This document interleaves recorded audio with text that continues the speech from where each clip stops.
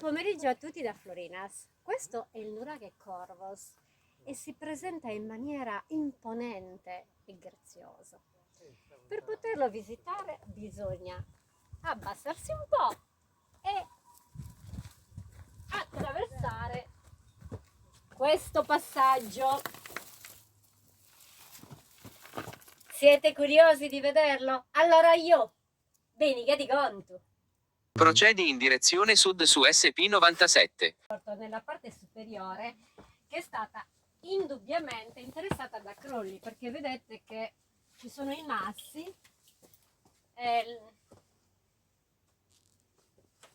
che bisogna scavalcare per raggiungere la sommità, che ci permette di ammirare, non ci crederete, ma degli immensi campi di carciofi.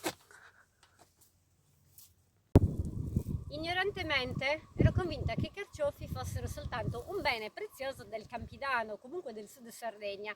Invece crescono rigogliosi anche da queste parti, ne abbiamo incontrato tantissimi campi e questi alle mie spalle sono alcuni di essi.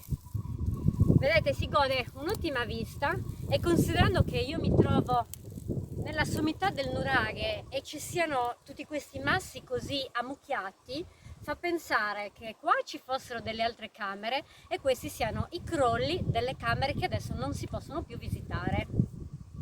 Ci troviamo nella stanza centrale, quella più fresca, più interna del nuraghe, dove è chiara la volta. Segnale GPS interrotto. A Tolos.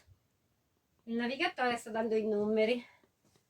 Ci sono anche diverse nicchie, 1, 2 e 3 all'interno di questa stanza centrale, la più fortificata evidentemente.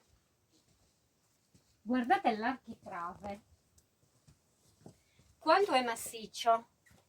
Questo ci fa pensare che non fosse questo il livello di calpestio, ma che si trovasse molto più in basso, e quindi non ci sono stati solo i crolli, ma ci sono stati anche un accumulo di terra, probabilmente portata dal vento, e chissà da quanti migliaia di anni, forse da sempre, se non è mai stato scavato in precedenza.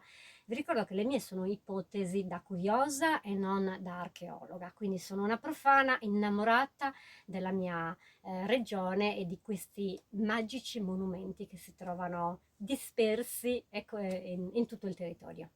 Vedete? Questo è il nuraghe così come si presenta in tutto il suo splendore.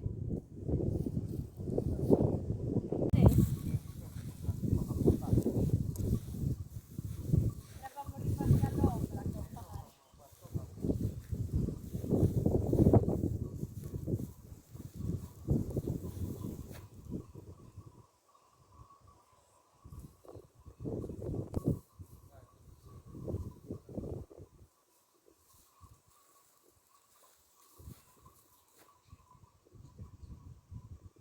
Dal nuraghe Corvos di Florinas è tutto, vi saluto e a presto. A Zibirizanosu. Ciao!